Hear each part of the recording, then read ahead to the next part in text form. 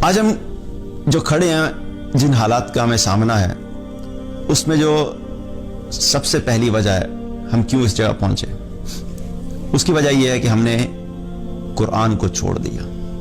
قرآن کو چھوڑ دیا۔ اللہ تعالیٰ نے ہمیں یہ کتاب دی تھی جس میں اللہ تعالیٰ نے ہمیں دنیا میں بھی کامیاب ہونے کے راستے دکھائے تھے اور آخرت کی کامیابی کے بھی راستے دکھائے تھے، اور جس جگہ پہ ہمارے لیے سارے سولوشنز موجود تھے ہم نے اسی کو چھوڑ کے اپنی مرضی سے، اپنی خواہش سے، اپنے ذہن سے ان تمام مشکلات سے حل نکالنے کی کوشش کی۔ اور انسان چونکہ خود جاہل ہے، اللہ تعالیٰ نے خود قرآن میں فرمایا کہ انسان کیا ہے؟ جاہل ہے۔ تو ہم اپنی جہالت کی بنیاد کے اوپر خود سے راستے نہیں نکال سکتے، ہمیں ایسے علم کی ضرورت ہے کہ جس کے ذریعے سے ہم ان حالات سے نکل سکیں۔ تو قرآن ایک ایسی کتاب ہے کہ چونکہ ہماری زندگیوں سے نکلی اور آہستہ آہستہ کیا ہوا کہ ہم لوگ اس زوال کا شکار ہوئے، اور نہ صرف نکلی بلکہ ہم نے اس قرآن کو ایسے چھوڑا کہ اپنی خواہشات کے مطابق استعمال کرنا شروع کر دیا۔ بنی اسرائیل کو جو کتاب دی گئی تھی ان کا ایک رویہ تھا اس کتاب کے ساتھ، جس رویے کا ذکر اللہ تعالیٰ نے قرآن میں سورہ بقرہ میں آیت نمبر 85 میں جس کا ذکر کیا، افتؤمنون ببعض الکتاب وتکفرون ببعض، کہ تم اس کتاب کے کسی حصے پر ایمان لاتے ہو اور کسی کا انکار کرتے ہو۔ فما جزاء من يفعل ذلك منكم الا خزي في الحیات الدنیا، اور جو کوئی بھی ایسا کرے گا اس کی سزا اس کے سوا کیا ہو سکتی ہے کہ وہ دنیا کی زندگی میں ذلیل و خوار ہو کے رہے۔ وَيَوْمَ الْقِيَامَةِ يُرَدُّونَ إِلَىٰ أَشَدِّ الْعَذَابِ، اور ایسے لوگوں کو قیامت کے دن بھی شدید ترین عذاب دیا جائے گا۔ وَمَا اللَّهُ بِغَافِلٍ عَمَّا تَعْمَلُونَ، اور اللہ تعالیٰ اس چیز سے غافل نہیں ہے جو کچھ بھی تم کر رہے ہو۔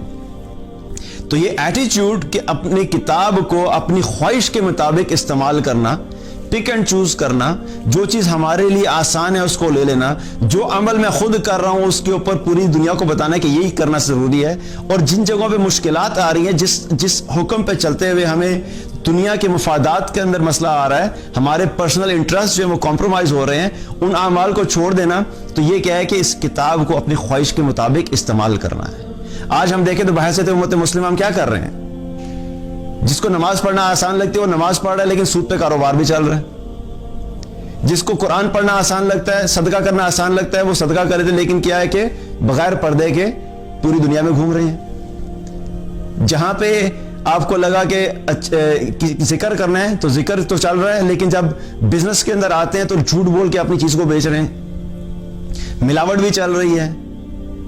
تو کتنی ایسی چیزیں ہیں جو کہ ہم اپنی مرضی سے استعمال کر رہے ہیں۔ اللہ تعالیٰ نے ہمیں جو دین دیا یہ پورے دین کے طور پہ ایک پیکیج دیا ہے۔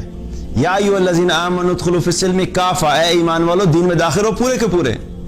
تو ہمیں اس قرآن کو، اس اسلام کو پورے پیکیج کے طور پہ لے کے چلنا ہے۔ اگر ہم یہ نہیں کریں گے، اپنی خواہش کے اوپر چلتے رہیں گے، تو پھر ہم ان حالات سے کبھی بھی نکل نہیں سکتے۔ تو پہلی چیز کیا ہے کہ قرآن کے ساتھ ہمیں دوبارہ کنیکٹ ہونا ہے، اور نہ صرف کنیکٹ ہونا ہے بلکہ کیا مطلب ہے اس جو قرآن ہمارے گھروں میں رکھا ہوا ہے ہم نے اس کو کھولنا ہے، اس کی تلاوت کرنی ہے، اس کو سمجھنا ہے، اس پہ عمل کرنا ہے، اس کی دعوت کو لوگوں تک پہنچانا ہے۔ یہ سب ہم سب کی رسپانسبلٹی ہے، یہ ہر مسلمان کے اوپر لازمی ہے اس کے حقوق کو پورا کرنا۔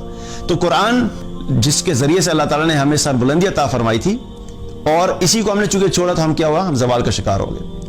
اور ایک حدیث میں آتا ہے نبی صلی اللہ علیہ وسلم فرمایا کہ اللہ تعالیٰ اس کتاب کے ذریعے سے بہت سی قوموں کو سربلندی عطا فرمائے گا اور بہت سی قوموں کو ذلیل اور رسوا کرے گا۔ یعنی جو لوگ اس کتاب کے اوپر عمل کریں گے اللہ تعالیٰ نے سربلندی عطا فرمائے گا، اور جو اس کو چھوڑ دیں گے، اس سے اعراض کریں گے، اس کو پس پشت ڈال دیں گے، وہ لوگ دنیا میں بھی ناکام ہوں گے اور آخرت میں بھی ناکام ہوں گے۔ فَمَنْ أَعْرَضَ عَنْ ذِكْرِي فَإِنَّ لَهُ مَعِيشَةً ضَنْكًا، جو کوئی بھی ہمارا ذکر یعنی قرآن سے اعراض کرے گا، اللہ تعالیٰ کہتا ہے کہ ہم اس کی معیشت کو تنگ کر دیں گے، اس کی دنیا کی زندگی تنگ ہو جائے گی، اور ایسے لوگوں کے لیے آخرت میں بھی ایسے لوگوں کو اندھا کر کے اٹھایا جائے گا۔ تو آج ہمارے اوپر یہ جو تنگی ہے اس کی سب سے بڑی وجہ کیا کہ ہم نے اس قرآن کو چھوڑ دیا۔